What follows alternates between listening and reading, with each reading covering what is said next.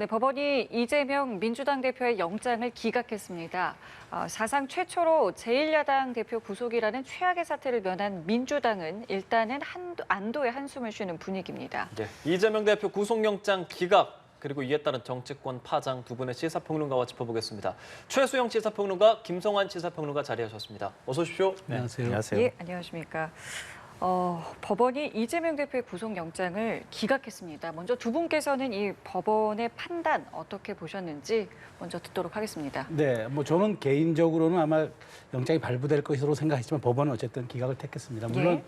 뭐 거의 하루가 소요될 만큼의 치열한 법리 검토의 시간을 거친 걸로 봐서 그 영장 전담 판사도 상당한 고심과 그다음에 그런 생각들 한 것으로 비춰지는데요. 어쨌든 우리가 좀 약간 오인하고 있는 것 중에 하나는 마치 이게 무슨 뭐 이 구속영장 발부와 기각이 무슨 유무죄에 기준되는 걸로 알고 있지만 사실은 이게 구속 수사냐 불구속 수사냐의 원칙인 거지 예. 기소가 돼서 재판이 진행되는 그 사실 자체는 변함이 없는 거거든요. 예. 그런데 어쨌든 제1야당 대표가 정말 이렇게 우리 헌정사에 기소된 건 처음이었기 때문에 정말 그래서 구속이 되어서 더더군다나 총선을 6개월 앞에 놔둔 시점에서 야당 대표가 정말 공천권을 옥중에서 행사하느냐 이게 아마 초미의 관심이 됐던 것 같고 거기에 따른 여당의 그런 포지셔닝은 또 어떻게 되느냐 이런 것들 때문에 관심을 끌었는데 어쨌든 이재명 대표가 이제 뭐 불구속 상태에서 재판을 받게 된 만큼 당내 영향력은 계속 유지할 것으로 저도 생각이 됩니다. 그리고 또 하나는 이재명 대표가 어쨌든 지금 이 과정을 통해서 단식과 어쨌든 체포동의안 가결에서는 약간 리더십에 상당한 좀 상처는 입었지만 네. 그럼에도 불구하고 이번에 불구속 상태에서 그 조사를 받게 되는 그런 계기를 마련함에 따라서 당내 리더십은 좀 공고해졌지만 네. 그렇지만 저는 과연 이것이 이재명 대표의 일극 체제가 과연 민주당에 이게 도움이 될 것이냐. 왜냐하면 재판은 지금도 사실상 시작이거든요. 저는 검찰이 예, 더 이상은 이제 구속영장 청구하지 않을 것으로 보고 이제 남은 것을 보강해가지고 이제 재판에서 이제 이걸 입증하겠다는 전략으로 나올 것 같은데 예. 그렇다면은 이런 앞으로 이 수많은 이제 7개의 기소권에 대한 6개의 재판이 벌어질 겁니다. 네. 이렇게 되면 양이 일주일에 3번 정도 계속 총선까지 이제 가야죠. 재판 법정에 출두해야 되는데 과연 이 모습은 그러면 국민들과 중도층에게 어떤 영향을 끼칠 것인가 이런 점도 굉장히 또 주목 포인트가 될 거기 때문에 네. 저는 다만 최악의 상황을 면했지만 그렇다고 지금 민주당이 안정화되거나 이재명 체제의 공고화는 아닐 것이다. 특히나 이재명 체제 일극화 현상은 오히려 어떤 이재명의 민주당이라는 그런 모습을 더 각인시키기 때문에 과연 이것이 정치적으로 유리한 것인가 이 점은 저는 상당히 좀 의문의 여지가 있어 보입니다. 네, 일단 어제 법원의 판단 어떻게 좀 보셨습니까? 정치 검찰이 완패다. 저는 이렇게 평가하고 싶은데요. 그러니까 그동안의 혐의와 관련해서 이게 너무 무리하게 지금 혐의를 적용하고 있다, 수사하고 있다 이런 얘기가 끊임없이 나오지 않았습니까? 그러니까 예를 들면 우리나라 뭐 특수통들이 다 달라붙어가지고 수사를 했다고 해도 과언이 아닐 정도로 세계 검찰이 동원이 돼서 700일 넘게 수사해서 또 압수수색도 370회 넘게 했다는 거 아닙니까? 그런데도 불구하고 제1야당 대표를 구속시킬 수가 없는 상황이었다. 이게는 거꾸로 말하면 그동안의 검찰 수사가 굉장히 정치적으로 이루어졌다. 이걸 자인하는 것이나 다름없는 결과였다 이렇게 생각하고요. 검찰이 이제 야당 대표 구속시키겠다고 하는 이런 방식, 야당 대표를 어떻게 해서든 사법 처리해야 되겠다고 하는 이런 의지를 이제 버려야 된다. 그러니까 이런 방식으로 수사하는 거 이제 국민들도 제가 볼 때는 지쳤다. 더 이상 이렇게 수사하는 것은 바람직하지 못하다 이렇게 생각하고요. 구속영장 다시 청구해야 된다는 얘기가 벌써 여권에서부터 나오고 있는 상황인데요. 검찰 내부에서도 또 얘기가 나오는 모양이긴 해요. 그러니까 지금 반부패부의 그동안에 이제 수사를 주도했던 그런 이제 부장이 이번 인사 교체로 바뀌었다고 하거든요. 수사팀이 그동안에 이제 확보했던 증거라든가 조서 내용이나 이런 것들 다시 검토해서 12월 정기국회 끝나고 난 다음에 다시 또 구속영장 칠 것이다. 이런 전망까지 나오는데 네. 이렇게까지 집요하게 야당 대표 수사에서 도대체 뭘 얻을 수 있을 건지 이런 것에 대한 내부 검토를 좀 했으면 좋겠다. 이제는 뭐 기소를 하겠다고 얘기를 하고 있으니까요. 불구속 상태에서 기소할 거면 하고 그리고 재판 받으면 되는 거 아닙니까? 그러니까 그걸 그냥 어거지로 다시 또 되돌려 놓으려고 시도하지는 말았으면 좋겠다 이렇게 생각합니다. 예, 뭐 기소나 구속영장 재청구 여부 등은 조금 더 지켜봐야 할 것 같은 지금 이 상황에서 일단 기각의 이유도 나왔었고 그에 대한 검찰의 입장문도 나왔는데요. 보면 위중교사 혐의가 소명됐다. 그리고 이화영 진술 번복과 관련해서 주변 인물에 의한 부적절 개입 정황을 인정하는 그런 문구도 있었는데 결과적으로는 증거인멸 염려가 없다고 판단한 뭐 그런 것들에 대해서 검찰은 모순이라는 좀 입장문을 냈거든요. 그 부분은 어떻게 보셨어요? 그러니까 저도 사실 그 부분은 좀 이해가 안 되는 거예요. 그러니까 왜냐하면 지금 세 가지에 대해서는 주로 쟁점이잖아요. 위증교사 혐의는 소명된 것으로 보인다. 그러면은 위증교사 혐의는 소명됐다면은 위증교사를 직접적으로 지시하거나 관여하거나 영향력을 행사했다는 건데 그럼 앞으로도 할 수 있는 거 아닙니까? 그럼 굉장히 이거는 전례가 있었고 또 그런 경험이 있었던 사람이 불구속 상태에서 조사받는다면은 정말 이게 또 다른 영향력의 유무형의 영향력을 제1야당 대표는 갈 수가 있단 말이죠. 검찰도 그래서 증거인멸에 이거는 현실적으로 개입했다는 의미인데 왜 그러면 이거를 구속 안 시켰느냐라고 반발하는 이 지점이에요. 그다음에 또 하나는 백현동 개발사업 피의자에 관여했다고 볼 만한 상당한 의심이 든다고는 했어요. 네. 상당한 의심. 네. 상당한 의심이 들었지만 여기에 대해서 그게 방어권이 배척될 정도는 아니다였지 검찰이 상당한 의심이 들었다. 그리고 그다음에 대북 송금의 경우 다툼의 여지가 있다고 얘기했는데 제가 어저께 한 일부 보도를 보니까 재판장이 물었다는 거예요. 이렇게 대북 송금 중요한 사안을 도지사가 보고 안 받았다는 게 난 상식적으로 이해가 안 된다. 이거 한번 얘기해봐라 했다니까 그게 별로 중요한 것이 아니었는지 나는 기억이 안 난다 답변했다는 겁니다. 이거 굉장히 괴리된 답변이잖아요. 저는 이 답변이 이해가 안 돼요. 자신의 정치 생명을 걸 만한 중요 사안을 부지사가 단독으로 처리했다? 그리고 재판장도, 그러니까 영장 전담 판사도 이게 상식적으로 이해가 되느냐 물으니까 기억이 안 난다고 해요. 정말 이렇게 단식 상태에서도 나와서 또렷하게 저렇게 답변하는 어떤 그런 건강한 정신 상태의 소유자가 그런 중요했던 평상시 경기도지사로서의 사인이 기억이 안 난다? 저는 이게 이해가 안 되는 거예요. 그래서 네. 더군다나 피해자 주변 인물에 의한 유무형의 어떤 그런 개입의 의심 정황이 있다라고 또 재판부도 얘기를 했어요. 네. 그럼에도 불구하고 불구속을 시킨 거는 뭐 저는 이런 생각이 듭니다. 뭐 여당에서는 반발하고 검찰도 반발하지만 저는 뭐 대한민국의 법 정신이 일단 불구속 수사를 원칙으로 한다라는 게 대전제가 어떤 우리 이 사법에 대한 부분에 있기 때문에 검찰이 그렇게 좀 100번 양보해서 그러니까 재판부가 100번 양보해서 그렇게 했다고 생각을 합니다만은 어쨌든 이런 부분들에 대해서 상당한 의구심도 표명했고 또 일부는 소명이 됐다고 그러니까 영장 전담 판사도 얘기했기 때문에 저는 재판 과정에서 이런 부분들이 이재명 대표에게 부메랑이 돼서 돌아올 수 있다고 봐요. 그래서 더더군다나 제가 좀 안타까운 거는 이렇게 할 경우에 네. 지금 이재명 지사가 이런 경험이 있는 분인데 이재명 대표가 경험이 있는 분인데 저는 이번에 정말 그 이화영 전 부지사 재판 과정에서 유무형의 압력 때문에 재판 일정이 연기되고 쪼개기 출석을 하고 그다음에 여러 가지 재판부도 이화영 부지사의 진술 번복에 대해서 받아들이지 못하겠다고 얘기할 정도였는데 네. 그럼 앞으로 여기 관여된 사람들이 또 입장문을 바꾸는 거는 이거는 만일 증거를 또 바꾼다, 진술을 바꾼다, 네. 이건 이재명 대표가 영향력이 없었다고 누가 단정하겠습니까? 그런 측면에서 네. 앞으로 검찰은 여기서 어쨌든 구속영장 발부는 안 됐지만 네. 이 것들을 더 입증하기 위한 증거 진술이라든가 이런 것들을 더 아. 탄탄하게 무장해서 저는 재판정에서 입증을 해야 될 거라고 생각합니다. 김 평론가께서도 뭐 기각 사유 많이 읽어보셨을 거고 또 검찰의 입장문까지도 보셨을 텐데 좀 어떻게 생각하십니까? 근데 지금 말씀하시는 가운데 부사하고 형용사를 너무 많이 쓰셨어요. 제가 보니까 왜냐하면 재판부가 밝히지 않은 부사와 형용사를 많이 쓰게 되면 재판부가 지금 검찰이 주장하는 것처럼 상당한 의심을 갖고 있는데도 불구하고 구속영장 기각한 이유가 뭐냐 이런 반론이 생길 수밖에 없잖아요. 근데 그렇지 않고요. 그러니까 한마디로 정리해서 말씀드리면 아까 제가 검찰에 370개 넘게 압수수색했다고 말씀드렸잖아요. 우리나라 특수통 검사들이 다 총동원돼서 달라붙었다고 해도 과언이 아닌 2년 동안의 수사를 통해서 혐의 입증 못한 거예요. 혐의 입증했으면 아마 구속영장 발부됐을 거예요. 다툼의 여지가 있다고 한다거나 아니면 피의자가 직접 개입했다고 볼 만한 정황이 없다거나 이렇게 표현했어요. 판사는. 이 얘기는 뭐냐면요. 아직까지 유죄라고 판단할 만한 정확한 물증이라든가 이런 것들을 확보하지 못했다고 하는 얘기를 하고 있는 거예요.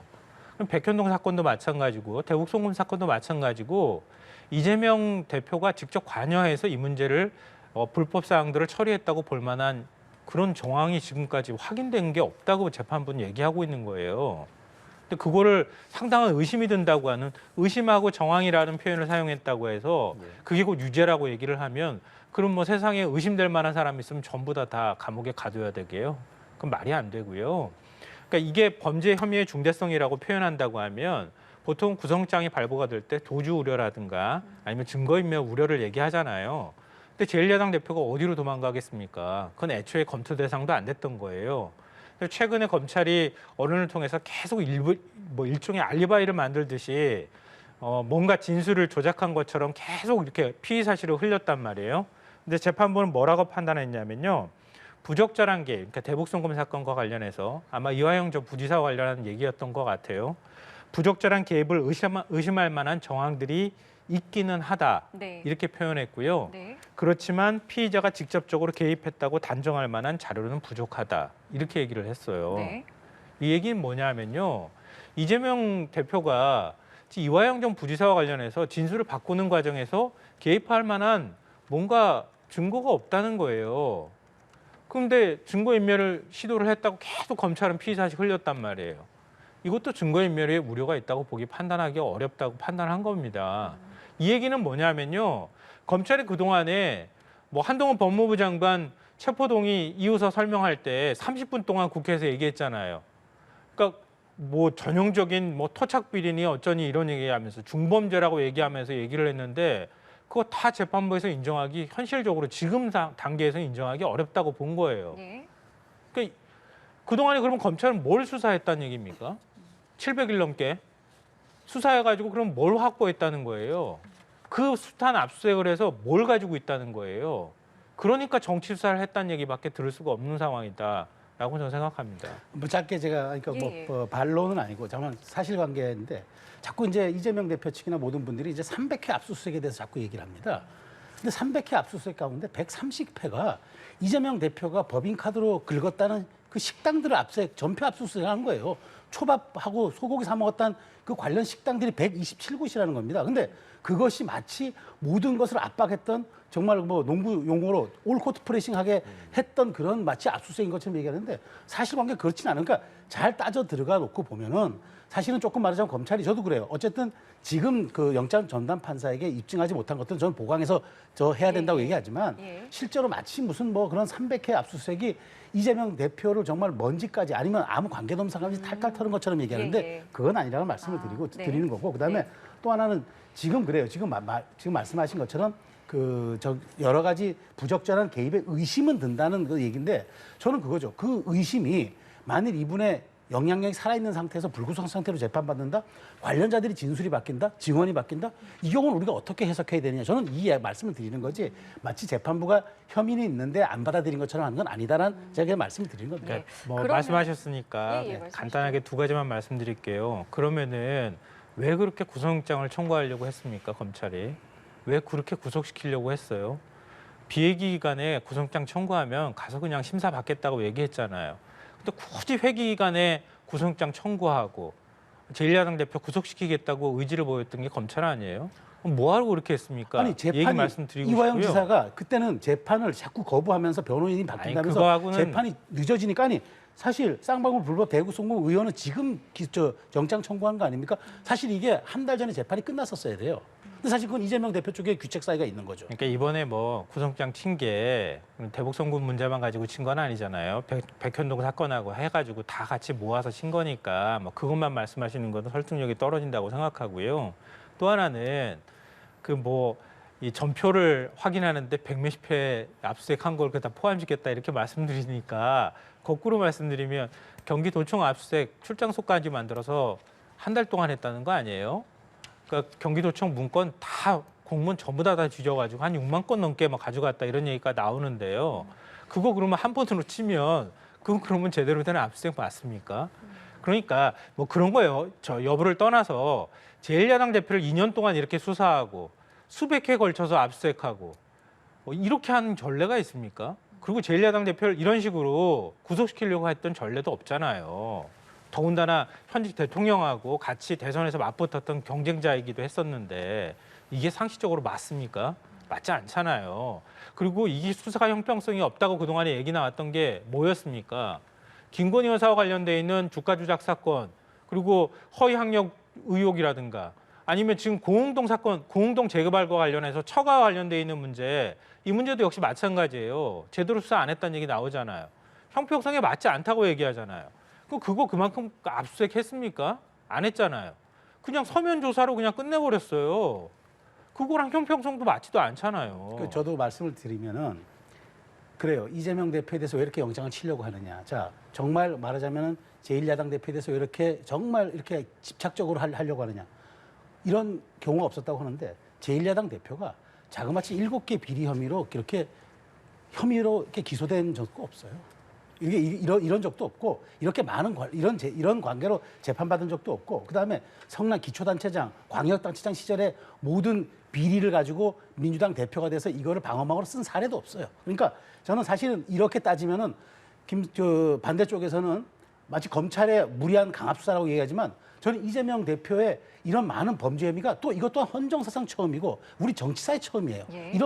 이런 초유의 일들이 지금 맞부딪히고 있는 상황이니까 사실은 지금 모든 것들을 빨아들이는 블랙홀이라는 거 아닙니까? 사실 이거는 뭐 누구도 책임져야 할 누구라고 책임을 빠져나갈 수 없는 거죠. 뭐 순환 논리가 될 것 같은데요. 길 가다가 저 사람이 혐의 있는 사람이야. 그러면서 가가지고 압색 막 하는 거예요. 했더니 아 이거 탈세 혐의 있네. 그러면 기소하는 거예요. 네. 그런 식으로 하니까 자꾸 기우제식 수사라고 얘기하는 그렇지 않아요. 겁니다. 이거는 혐의를 씌운다고 검찰이 수사해서 혐의를 씌운다고 그 사람이 유죄가 되는 건 아니에요. 아니죠. 이거는 우리 문재인 사법체계가 그렇게 돼 있고요. 알겠습니다. 그렇다면 지금 진행 중인 수사도 있잖아요. 네. 그리고 지금 이미 기소된 사건도 그렇죠. 있고 이것들은 어제 그 판결로 인해서 어떤 좀 영향이 있을 거라고 생각을 하시는지 그 부분도 좀 여쭤보겠습니다. 저는 그렇지 않아요. 그러니까 지금 7개 혐의라고 제가 말씀드렸죠. 예. 대장동, 그다음에 위례신도시, 성남FC 이거는 3월에 불구속 기소가 됐습니다. 이미. 그렇죠. 예. 그다음에 대선 당시 허위사실 공표, 그러니까 김문기 씨를 모른다고 했던 거. 네. 이게 공직선거법 위반으로 이거는 9월 초에 불구속 기소가 됐어요. 그래서 네, 맞습니다. 이 4개는 이미 재판이 진행 중입니다. 그다음에 네. 이번에 했던 게 쌍방울 불법 대북 송금 의혹과 백현동 아파트 개발 특혜 그다음에 검사 사칭 관련 위증 요구 이 3가지인데 네. 저는 제가 여기서 주목하는 건 이제 이 7가지가 이제 더 이상 구속영장을 치지 않는다면은 이 7가지를 별도의 재판으로 갈 겁니다. 여기서 2개만 엮이고 그래서 6개 재판으로 간다는 거예요. 네. 그런데 저는 여기서 제가 주목하는 거는 지금 여기서 동력이 떨어질 것이다. 저는 그렇게 생각하지 않아요. 왜냐하면 가장 중요한 건 지금의 기소한 거는 더 보강해서 가겠지만 9월에 불구속 기소했던 대선 당시 허위사실 공표 있잖아요. 이건 공직선거법 위반이에요. 우리 법상 공직선거법 위반은 기소된 날로부터 6개월 이내 최대한 빨리 끝내게끔 그쵸. 법이 권유를 하고 있어요. 예. 전 그래서 이게 어쩌면은 12월이나 1월 정도에 총선 전에 나올 수 말씀이죠. 있다고 봐요. 만일 여기서 유죄 판결이 나온다. 예. 만일 1심에서 그러니까 예. 3심까지는 안 끝나겠지만 예. 이건 굉장히 저는 큰 파장이 있을 거라고 봐요. 그리고 공직선거법은 형이 확정된 날로부터 바로 그걸 잃어요. 네. 그리고 이 문제는 야당 대표의 어떤 도덕 윤리를 떠나서 이거는 현행법을 위반한 문제이기 때문에 저는 이런 사안이 커서 저는 이제 검찰이 이런 부분 제가 뭐 법리 전문가는 아닙니다만은 이번에 영장이 비록 구속영장은 되지 않았지만 나머지 것을 잘 보강해서 청구한다 그러면 전 나머지 일정에 영향을 끼칠 것 같지도 않고 그다음에 재판부에 말하자면은 판결에 영향을 줄 것 같지도 않아요. 다만 제가 주목하는 거는 이렇게 많은 혐의와 6개 혐의를 가지고 계속 재판부에 주 3회를 출석을 해야 되는데 지금도 뭐 격주로 이 공직선거법 위반 진행되고 있다 하더라고요. 예. 이런 점들이 과연 그러면은 총선 전국에 어떤 영향을 미칠 것인가. 저는 검찰이 여기에 말하자면 좌고우면할 것 없이 법리와 말하자면 증거로 입증시키겠다는 생각으로 하면 저는 별 문제 없을 것으로 봅니다. 예. 예, 한동훈 법무부 장관이 오늘 아침에 출근길에 또 기자들이 물었을 때 이게 죄가 없다는 것은 아니다. 수사 차질 없이 진행될 것이다라고 했고 검찰총장 역시도 보강 수사에서 합당한 처벌 받을 수 있도록 최선을 다하겠다라는 입장을 오늘 아침에 이렇게 양쪽에서 검찰 측에서 냈습니다. 앞으로 수사 어떻게 되겠습니까? 아마 검찰 내부에서도 고민이 많을 거라고 생각해요. 다시 수사의 동력을 얻기는 쉽지 않은 상황이다 이렇게 봐야 될 것 같은데요. 근데 그동안의 어떤 태도로 보면 다시 구속영장 치는 거 아닐까? 또 다른 혐의 찾는 거 아닐까? 이런 의심이 들 만한 상황인 것만은 틀림없어 보입니다. 다만 한동훈 법무부 장관은 제가 볼 때 뭐 야권 내부에서 탄핵 얘기도 나오던데요. 정말 책임의식 가져야 된다고 생각해요. 그러니까 그동안에 제1야당 대표를 범죄자 취급했잖아요. 단식하니까 자범하고 비유하고 조롱하는 태도를 보였어요. 그러면 최소한 검찰총장 정도까지는 그렇다 치더라도 법무부 장관은 한 발 떨어져 가지고 얘기해야 되는 거 아니에요? 근데 법무부 장관이 검찰총장인 것처럼 얘기하고 다녔잖아요. 일개 검사인 것처럼. 근데 그렇게 해놓고 난 다음에 구속영장 기각됐어요. 그럼 책임의식 느껴야 되는 거 아닙니까? 근데 또 오늘 밝힌 거 보니까 마치 검찰은 또 다른 검찰 내부에서 판단할 문제인 것처럼 이렇게 얘기를 해요. 불리하면 검찰이 판단할 문제고 자기가 유리한 상황이라고 하면 검찰총장이 돼가지고 야권 제1야당 대표 막 조롱하듯이 얘기해도 되는 겁니까? 전 한동훈 법무부 장관 물론 그러니까 윤석열 대통령이 최측근 검사를 법무부 장관이 앉힐 때부터 나타날 수밖에 없었던 문제라고 보지만 이제는 더 이상 이전에 보였던 그런 태도를 취하지 말았으면 좋겠다 이 말씀 드리고 싶고요. 네. 이원석 검찰총장 참 오래간만에 얼굴 봤어요. 검찰이 수사하는 건지 법무부가 수사하는 건지 모르는 상황이었는데요. 이원석 검찰총장 오늘 얘기하는 거 보면서 제가 깜짝 놀랐어요. 대장동 사건 같은 경우에는 이전 정부에서 시작한 수사였다 이렇게 얘기를 하는데요. 그땐 대장동 일당을 수사했던 거지 이재명 대표 수사했던 거 아니에요. 그것도 책임 전가하는 거예요. 이전 정부에. 그리고 백현동 수사는 감사원이 고발해가지고 그래서 수사가 시작된 것이다. 이렇게 얘기를 해요. 감사원 감사보고서 원본까지 제가 다 출력해가지고 전부 하나하나 다 따져봤어요. 그게 2021년 9월 29일 날 감사원이 발표한 내용이에요. 거기에는 당시 식품연구원에 있는 국장과 그 직원이 이 개발사업 성남시에다가 계속 종용해가지고 개발사업했다. 네. 종상향도 식품연구원이 주도했다고 돼 있어요. 그래서 그걸 잘못 개발사업한 직원에 대해서 파면 해임 조치하라고 돼 있는 거예요. 나중에 그렇게 또 결론이 나오기도 했고요. 근데 그걸 가지고 다시 당시에 성남시장이었던 이재명 지금 대표한테 혐의 씌워가지고 또 수사를 하는 거예요. 그래놓고 그때 수사한 내용이라고 얘기를 하고 있습니다. 검찰총장이 상황을 이렇게 호도해도 되는 건지 좀 사실에 근거해가지고 검찰이 수사 잘못한 부분이 있으면 좀 되돌아봤으면 좋겠다 이런 생각을 합니다. 예, 실제로 오늘 홍익표 신입 원내대표는 이 한동훈 장관에 대한 파면 요구를 직접 발언을 하기도 했더라고요. 좀 이렇게 좀 흘러가는 흐름에 대해서 좀 어떻게 보고 계시는지요? 뭐 민주당의 뭐 탄핵과 파면 해임 요구한 이 얘기는 뭐 워낙 오래된 이야기고 그냥 사사건건 들어오기 때문에 저는 뭐 큰 의미는 두지 않습니다만 네. 뭐 왜 제가 여기에 대해서 한동훈 장관이 책임을 져야 하는지 모르겠어요. 그러니까 뭔가 그때 본회의장에서 체포동의안에 대해서 제안 설명하는데도 그의 증거를 미리 피의 사실을 공표하는 거라고 예. 그렇게 반발하고 그래서 중단되지 않았습니까? 어쨌든 뭐 저는 법무장관으로서 사실 국무위원이 국회 본회의장에서 보고하는 게 그게 뭐 사실은 그게 법에 위반된 것도 아니고 그리고 일종의 도어 스태핑이죠. 저는 형식의 기자 간담회를 통해 가지고 기자 브리핑을 통해 가지고 여기에 대해서 얘기하는 다만 표현의 수위가 뭐 일반 잡범들도 그렇게 하지 않습니다. 뭐 이렇게 그런 이야기들이 과연 탄핵하거나 파면을 할 만한 그런 사유가 되나요? 우리가 탄핵, 파면, 해임 뭐 이런 것들은 국무위원으로서 심대한 어떤 결격 사유라든가 아니면은 헌법과 법률을 위반했다든가 구체적으로 돼야지 태도가 마음에 안 든다. 그렇게 피의 사실 공표 자꾸 하는 것 같아. 이런 식의 이야기들 하는데 저는 새로운 원내대표가 홍의병과 이재명 대표의 전위대가 아닌 이상 저런 발언하면 안 된다고 봐요. 어쨌든 원내대표는 그 당을 대표해서 상대당과 협상하고 정부에다가 촉구하는 창구인데 저렇게 일성으로 하자마자 한동훈 장관에 대해서 파면, 건의 이런 식의 얘기는 저는 이재명 대표의 일극체제를 지키겠다는 그런 전사로서의 발언이지 저게 어떻게 원내대표의 발언입니까? 원내대표는 원내대표답게 정말 그 당을 대표해서 창구로서 교섭의 책임자로서 그렇게 얘기해야 되는 거 아닙니까? 저는 정말 사실은 첫 일성으로는 이해가 안 되는 발언입니다. 예. 예. 그 검찰청법에 보면요. 개별 사건은 검찰총장만 지휘할 수 있도록 돼 있어요. 근데 법무부 장관이 마치 수사지휘하는 사람처럼 그동안에 행동했던 거 아닙니까?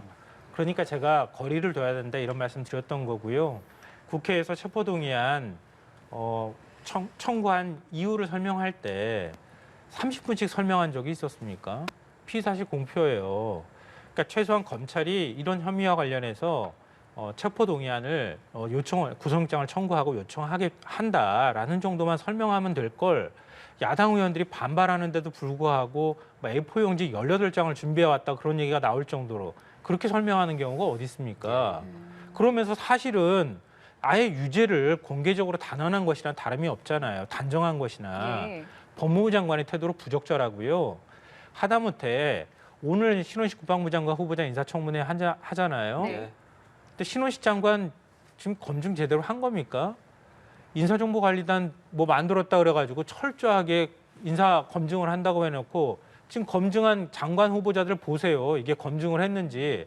전 그것만으로도 법무부 장관 얼마든지 교체 사유가 될 수 있다라고 생각합니다. 알겠습니다. 예, 알겠습니다. 이렇게 이재명 대표 어제 새벽에 구치소를 나오면서 소감을 좀 이야기를 했어요. 뭐 정치는 국민이 하는 것이다라는 이야기도 했었고 사법부에 감사하다 뭐 이런 입장도 짧게 좀 밝혔는데요.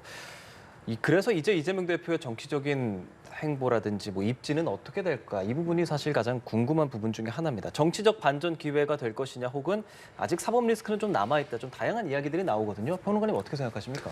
저는 뭐 이게 말씀드린 대로 이게 말하자면 구속영장의 기각과 뭐 그 발부가 이게 유죄와 무죄를 가르는 기준은 아니지 않습니까? 이제 다만 이제 불구속 상태에서 재판을 받아라. 이제 이런 이야기인데요.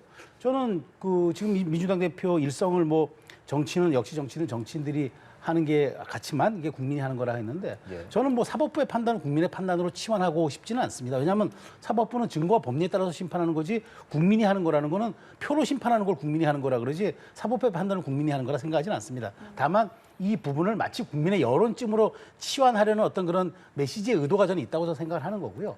저는 이재명 대표 이제 당 장악력 높아질 겁니다. 왜냐? 이제 뭐 신병이 구속되지 않고 나오고 그런데도 불구하고 저는 사실 이재명 대표의 리더십은 겉겉대기일 수밖에 없어요. 이번 첫째로 제가 말씀드린 대로 이 재판에 7개 혐의에 대한 6개 재판이 앞으로 일주일에 3회씩 진행될 테고 네. 이거는 사법 리스크가 여전하다는 그 이야기고요. 두 번째, 이재명 대표가 차라리 나를 그럼 가결표를 던져주십시오. 난 불체포 특권 포기하겠습니다. 라고 얘기하고 이렇게 그러니까 구속영장 기각을 받아냈다면 이재명 대표의 당내 리더십은 더 공고해지고 당의 구심력은 더 강화됐을 겁니다. 그렇지만 마지막까지 본인의 원칙도 뒤집고 나를 부결시켜 주세요라고 메시지도 내고 이른바 개혁의 딸들이라는 정말 강성 지지층을 동원해서 전방위적 압박을 가하고 그다음에 가결이 되니까 찾아서 정치 생명을 끊겠다고 위협하고 그러면서 박강원 원내대표 이른바 합리적인 그런 비명계 분도 날리고 최고위원회 송갑석 의원도 날리고 지금 전체 말하자면 친명 일색으로 만들었어요. 네. 과연 이것이 그러면 이렇게 아주 온전한 이재명의 민주당이 그럼 이재명 대표가 정말 총선까지 갈 수 있는 리더십의 원천이 될 수 있을까? 저는 그렇게 생각하지 않아요. 오히려 이재명 일극 체제가 오히려 이재명의 민주당이 아니라 국민의 민주당으로 나가는데 저는 더 걸림돌이 될 것이다. 그런 측면에서 저는 작게는 이재명 대표의 승리로 보이지만 길게 보면은 민주당이 오히려 발목을 잡는 덫이 될 것이라고 저는 생각합니다. 실제로 구속은 면했지만 말씀하신 것처럼 재판은 진행 중이고 아까 말씀 잠깐 하셨지만 이 총선 전에 아까 그 공직선거법 위반 같은 경우에는 1심 판결이 나올 수도 있는 상황이기 때문에 아직 사법 리스크는 진행 중이거든요. 이게 뭐 말씀하신 것처럼 민주당에게는 이재명 대표의 입지가 공고화되는 게 좀 안 좋을 수도 있다라는 분석에 대해서 어떤 입장 갖고 계시는지요? 그러니까 뭐 정치공학적으로 생각하면 굉장히 많은 얘기들을 할 수 있을 거예요. 예. 그러니까 차라리 이재명 대표의 뭔가 그동안에 계속 국민의힘이 그리고 또 뭐 집권 여당과 대통령실이 끊임없이 2년 동안 방탄이라고 하는 걸 가지고 네. 그 프레임으로 민주당을 계속 공격을 해왔잖아요. 근데 그 방탄이 사라지고 났을 때 그럼 우리는 어떡하지? 우리는 온전히 국정 운영에 대한 평가를 받아야 될 텐데라고 하는 걱정을 하고 있는 것 같은데요. 그러니까 여러 가지 상상력이 동원될 수 있는 상황이다 이렇게 보이는데요. 예. 그러니까 말씀하셨던 것처럼 사법 리스크는 계속 되는 거죠. 그러니까 사라지는 것은 아니니까. 그러니까 전제가 잘못되면 안 되는 거예요. 그러니까 사법 체계 내에서 사법 시스템 내에서 검찰이 제대로 수사해서 수사하고 난 다음에 그걸 기소하고 난 다음에 재판을 통해서 유죄 입증을 하면 되는 건데 그동안엔 수사로 정치를 했기 때문에 비판을 받았던 거예요. 그러면 이제는 기소를 하면 되는 거죠. 검찰이 자신 있으면 기소하면 되는 거 아닙니까? 나중에 무죄가 나오면 거기에 따른 책임도 전 져야 된다고 생각하지만 그러면 사법 리스크는 계속될 수밖에 없는 상황이다 이렇게 보는데요. 네. 다만 방탄 프레임은 이제 벗을 수 있는 거예요. 그동안에 그 국회 운영에 있어서 민주당이 끊임없이 방탄 때문에 이렇게 하고 있다라고 계속 공격했던 거 아닙니까? 근데 구속영장 기각을 통해서 그건 상당 부분 벗게 된 거예요. 그러면 이제는 이재명 대표가 서울구치소에서 나오면서 얘기했다고 하는 것처럼 정치의 본령으로 되돌아가야 한다. 그러니까 어찌 보면 이재명 시즌2가 시작된 것이나 다름이 없다라고 저는 생각해요. 네. 그러니까 이재명 대표가 새로운 정치적 면모를 좀 보여줘야 한다 이렇게 생각하고요. 네. 아까 공직선거법 결과 말씀하셨는데 예. 앞으로 몇 개월 내에 나올 수도 있겠죠, 결과는. 네. 근데 저는 애초부터 그런 생각했지만 그게 김문기 전 처장 아느냐 모르느냐. 그리고 또 하나 국토부가 백현동 개발과 관련해서 협박했다고 하는 협박이란 표현 들어갔다고 기소한 거란 말이에요. 좀 대단히 자의적이고 과잉한 어떤 그 기소였다고 생각해요. 지금도. 아까 제가 말씀드렸던 것처럼 백현동 종상향 해달라고 식품연구원이 성남시에 24차례 공문을 보냈다라고 하는 게 감사원 감사 보고서에도 나와요. 그러니까 그런데도 불구하고 그걸 그러면은 당시에 성남시장으로서 아 이거 겁박, 협박, 압박으로 느꼈다고 표현하니까 그게 왜 공직선거법상 허위사실 공표에 해당이 됩니까? 그리고 김문기 전 처장 함께 했었던 시절이 있었다 하더라도 잘 기억 못할 수도 있는 건데 그런 자의적 기억력에 대한 판단까지도 다 이건 허위사실 공표라고 접근하는 게 맞습니까? 그러니까 저는 그것도 애초부터 잘못된 조건이었다고 보지만 다만 재판이 진행되는 상황에서 만약에 유죄 판결이 나올 경우에는 예. 그것 또한 사법 리스크로 작용할 여지는 여전히 남아있다. 네. 다만 그게 대법원까지 형이 확정될 때까지 재판이 가려면은 앞으로 1년이 걸릴지 앞으로는 예상하기가 쉽지 않은 상황이잖아요. 그러니까 그런 상황에 있어서 시간들은 상당히 많이 지나가야 할 것이기 때문에 그때까지 사법 리스크가 계속 지속될지에 대한 판단은 지금으로서 하기는 쉽지 않다 이렇게 생각합니다. 예, 이런 상황에서 민주당이 좀 다른 목소리였었다고 하면 뭐 그전에 비명계라고 불렸었고 체포동의안때는 가결을 했었던 인원이 될 수 있고 혹은 그 이후에 뭐 탄원서를 안 쓴 사람이 될 수도 있는데 그 인원들에 대해서 이재명 대표는 앞으로 어떤 행동을 취할 것인가 그리고 그 비명계는 이 대표에게 어떤 행보를 보일 것인가 이 부분도 좀 궁금한데 어떻게 예상해 볼 수 있을까요? 저는 지금 이재명 대표 체제의 민주당이 정말 저는 지지층을만 놓고 본다면 굉장히 쪼그라들었다고 봐요. 그러니까 중도 확장이 전혀 안 되고 오직 강성 지지층만을 보고 가는 정당이 돼버렸단 말이죠. 자, 이런 상황에서 그때 가결표를 던졌다고 의원들을 징계하거나 찾아서 색출한다? 제가 한마디만 말씀드리면 그거를 당론으로 정했습니까? 당론으로 부결을 던진다고 했습니까? 당론으로 정하지 않고 자유투표에 맡기겠다고 했잖아요. 근데 자유투표한 사람을 그다음에 우리 현행 법상 인사에 관한 투표는 무기명 비밀 투표를 한다가 원칙인데 그걸 기명 투표를 안 했다고 그럼 그 사람을 징벌 합니까? 그건 정당도 아니죠. 근데 저는 이재명 대표가 돌아와서 학살할 것이다. 저는 그렇게 안 봐요. 왜?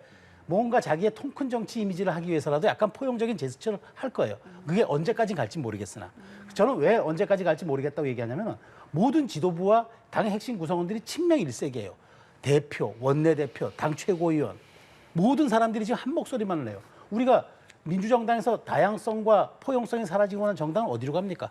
갈라파고스의 법칙에 따르면 멸종하는 거예요. 그러니까 저는 그런 측면에서 놓고 보면 지금 안민석 의원 같은 경우가 해당 행위가 아니라는 생각이라고 미리 포용, 중기는 생각이라고 한 발짝 좀 나가서 감싸는 게 전 다 이유가 있다고 봅니다. 왜냐하면 이제 당이 이재명 대표가 들어와서 표독스럽게 칼을 빼드는 순간 당은 갈라질 수 있어요. 그렇게 갈라지지 않게 이재명 대표도 뭔가 화장을 하고 분칠을 하고 포용의 통합의 모습을 보이겠지만 저는 그게 본질이 아니기 때문에 오래가지 않을 거로 봅니다. 그럼 언제까지 간다고 생각하세요? 저는 뭐 당장은 아니라고 보지만 예. 이제 공천이 이제 눈앞에 들어오는 순간부터는 제가 보기에는 이제 여기에 대해서는 속셈과 본심이 전 드러나게 될 것으로 보고 그런 측면에서 놓고 본다면은 저는 이재명 체제의 민주당이 앞으로 저는 말하자면은 이번 총선 승리의 세 가지 기준이 있다고 봐요. 첫 번째가 과연 누가 더 공천 혁신을 하느냐, 누가 더 쇄신을 선점하느냐, 세 번째가 누가 더 공정하고도 잡음 없는 공천을 하느냐. 저는 이 세 가지로 놓고 보는데 저는 제가 보기에 그런 측면에서 이재명 대표의 체제가 정말 오히려 더 깊은 갈등의 수로가라는 단초가 되지 지금은 당장 살아온 것처럼 보이지만 저는 오히려 이재명 대표의 이번 제가 체포동의안서부터의 과정을 소탐대시라는 말로 정리한 이유가 바로 그런 데 있다고 말씀드리겠습니다. 예, 이 당내 상황에 대해서 의견 듣겠습니다. 민주당은 국민의힘 보고 정치하면 안 된다 이렇게 생각하고요. 그러니까 지금 뭐 친명일색이라고 말씀하셨지만 이준석 전 대표 찍어내기부터 시작해가지고 김기현 당대표 선출된 전당대회 때 뭐 윤 대통령 그리고 또 대통령실이 보였던 태도나 이런 것들 국민들이 다 알고 계시리라고 생각하는데요. 그러니까 지금 비명계에서 사실 구속영장 심사 당당하게 받으라고 얘기했잖아요. 그러니까 이재명 대표가 그 전에 체포동의안 부결을 요청하는 사실상 그런 이제 글을 올린 거는 저는 그건 악수라고 생각해요. 그렇지만 어찌 됐든 간에 법원에 가서 구속영장이 기각이 됐잖아요. 그러니까 비명계가 요구했던 심사까지는 어쨌든 받고 그리고 난 다음에 기각까지 됐기 때문에 네. 그동안에 이재명 대표가 얘기했던 것처럼 무리한 수사를 하고 있다고 하는 논리가 어느 정도 당에선 공감대가 만들어질 수 있을 거라고 봐요. 그러니까 당에서 지금 당장 파열음이 나오거나 또 비명계를 뭐 축출해야 된다 이 정도까지 가지는 않을 거라고 보는데요. 다만 민주당 내부에서 의원들이 좀 부글부글하는 측면은 이건 것 같아요. 그러니까 가결표를 던졌다고 하는 것에 대해서 격분한 측면도 있지만 네. 또 하나는 우리가 가결표를 던질 테니 이재명 대표가 내려와라라고 마치 협상을 하려고 하는 태도를 보였다고 하는 것에 대해서 격분하고 있는 것 같아요. 제가 볼 때는 그 얘기가 계속 지금 민주당 내부에서 나오고 있는 상황이거든요. 일종의 딜을 하려고 시도했다. 이 부분에 대해서 이게 해당 행위다 이렇게 지금 얘기하고 있는 것 같아요. 그러니까 비명계 입장에서는 이제 그런 상황까지 얘기가 나오는 것이기 때문에 지금 당장 이재명 대표한테 반기를 들면서 얘기를 하기는 쉽지 않다. 분당까지 얘기 나오고 있지만 그 정도까지 가지는 않을 것이다 이렇게 생각하는데요. 네. 다만 제가 앞서 말씀드렸던 것처럼 이재명 시즌2가 시작됐다고 하는 건 이젠 방탄을 벗었으면 민주당이 제대로 된 능력 있는 정당으로서의 면모들을 국민한테 보여줘야 하고요. 당장 총선 대비 그리고 또 10월 11일 날 있을 강서구청장 선거, 보궐선거도 남아 있잖아요. 예. 민주당은 이제 이기는 정당으로 진화하는 모습들을 보여줘야 할 필요가 있어요. 그러니까 윤석열 대통령의 폭주라든가 아니면은 민주주의 퇴행을 견제하는 적극적인 야당의 모습을 보여주면서 싸우되 대신에 국민들의 삶을 챙기는 모습이나 이런 면에 있어서도 앞장서서 능력 있는 모습을 보여줘야 그래야 내년 선거까지 이길 수 있다. 그런 점들을 끊임없이 염두에 두면서 당의 좌표를 움직이는 작업들을 지금부터라도 해야 한다 이렇게 생각합니다. 어제 영장 심사를 받는 동안 새로운 원내대표도 선출이 됐습니다. 홍익표 의원이 선출됐는데 민주당 의원들의 표심이 홍 의원에게 갔다는 거는 어떤 걸 의미한다고 보셨습니까? 저는 두 가지 측면에서 이해가 안 된 거예요. 자, 원내대표를 그렇게 급하게 뽑아야 할 이유가 있나요? 영장 실질 심사를 받는 과정에 뽑겠다는 의도는 뭡니까? 친명 말하자면 이재명 보위하고 사수하는 그런 원내대표를 뽑겠다는 무언의 안팎 아닙니까? 그리고 두 번째, 아니 세상에 원내대표를 뽑으면서 비공개로 하는 경우가 어디 있습니까? 정견 발표 당연히 해야 되고요. 그게 언론의 기사가 되는 거고, 그다음에 표가 나와야지 당내 표심이 어떻게 이동됐느냐의 권력 지형의 변화 혹은 당내 어떤 그런 갈등 지형의 이런 우리가 말하자면 분석 이런 것들을 하는데 문 닫아 걸고 했어요. 이게 민주정당입니까? 저는 딱 하나죠. 홍익표 대표를 뽑는다는 것은 더 남인순 의원이 제가 보기에는 이제 좀 약간 비명계 지지를 받은 것 같은데 표수도 공개 안 해요. 저는 이런 것들을 놓고 보면서 이거는 이재명 대표의 정말 일극 체제를 구성하기 위한 그 친명계의 어떤 이런 고도의 전략이구나. 그런데 지금 비명계가 어떤 말을 못하거나 의사표현을 하지 못하거나 세력화하거나 결집하지 못하는 이 틈을 이용해서 완전히 당을 이재명 일극 체제로 장악하겠다는 그런 의도를 드러냈고 실제 홍익표 대표는 되자마자 나는 이재명 대표를 지키는 사람이 되겠다고 공언하면서 지금 한동훈 뭐 해임이라든가 대통령의 사과도 대통령 사과 요구해도. 이런 식의 지금 말하자면 원내대표가 원래는 처음으로 된 다음에는 일성 자체가 협상하겠다가 나와야 되는데 그게 아니란 말이에요. 저는 이 얘기는 뭐냐? 민주당의 미래가 보여지는 거예요. 그러면 대표, 원내대표, 최고 지도부까지 모두가 이렇게 친명일색으로 가고 이재명 대표의 결사옹위 체제로 간다는 거는 저는 이 당의 미래가 아까 얘기한 대로 더 자꾸 왜소화되고 쪼그라들 수밖에 없다는 거죠. 저는 이런 측면에서 어제 그 원내대표 뽑는 과정, 그다음에 그 이후의 모습들 모두가 전 상당히 정치권에 혹은 중도에 아주 부정적인 영향을 끼쳤다라고 저는 말씀드릴 수밖에 없어요. 홍익표 새 원내대표가 앞으로 이 국민의힘과는 어떤 모습을 좀 보여줄 거라고 생각을 하세요? 글쎄요. 지금 이제 대화가 실종된 상태이기 때문에 과연 어느 정도까지 협상이 가능할까 이런 생각은 좀 들긴 하는데요. 네. 뭐 이재명 대표 단식하는 동안에도 한 번도 안 찾아간 여당 대표 아닙니까? 근데 그렇다 하더라도 어찌됐든 간에 국회는 같이 숙의해야 하는 과정들이 필요하잖아요. 그렇죠. 결국 민생 법안을 통과시키기 위해서는 원내대표가 협상을 주도할 수밖에 없어요. 그런 면에서는 협상의 파트너로서 국민의힘 원내대표하고 대화를 안 할 수는 없는 상황이니까 그런 부분에 대해서는 적극적인 협상 의지를 보여야 할 필요가 있다 이렇게 생각하는데요. 그러니까 지금 뭐 이재명 대표 구속영장 심사 있는 날 원내대표 뽑는 거에 대해서 말씀하셨지만 만약에 구속영장이 발부됐으면 어떡할 뻔했어요. 그럼 원내대표가 당대표 권한대행을 맡아야 되는 상황이잖아요. 민주당 입장에서는 굉장히 다급한 상황이었어요. 그러니까 빨리 당을 안정시키기 위해서는 원내대표를 빨리 뽑을 수밖에 없었다 이렇게 생각하고요. 친명일색이라고 말씀하시지만 홍익표 신임 원내대표는 친문이었다가 이낙연계의 선대위에 들어갔다가 그다음에 공식적으로 당의 대선 후보가 되고 나니까 그다음에 또 선대위에 결합한 인사예요. 그러니까 친명이라고 부르기 뭐하니까 범명이라고 또 부르고 있잖아요. 그러니까 사실은 친명이라고 하는 이런 프레임으로 계속 얘기하기에는 부족하다 이렇게 생각하고요.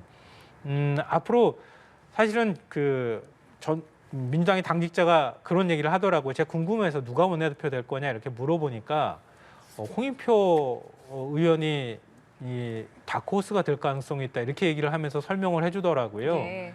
상당히 개혁 성향이 강해요.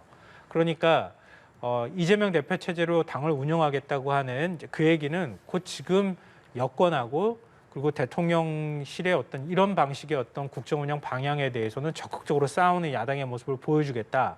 그리고 당이 흔들리지 않도록 중심을 잡고 이재명 대표 체제의 어떤 구심력이 더 강화될 수밖에 없는 건 현실이잖아요.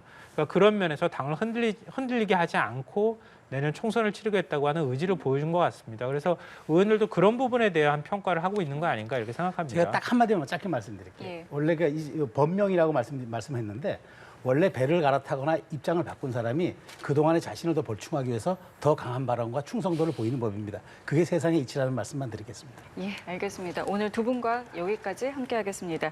지금까지 최수영 시사평론가, 김성환 시사평론가와 함께했습니다. 두 분 고맙습니다. 네. 잘 들었습니다. 고맙습니다.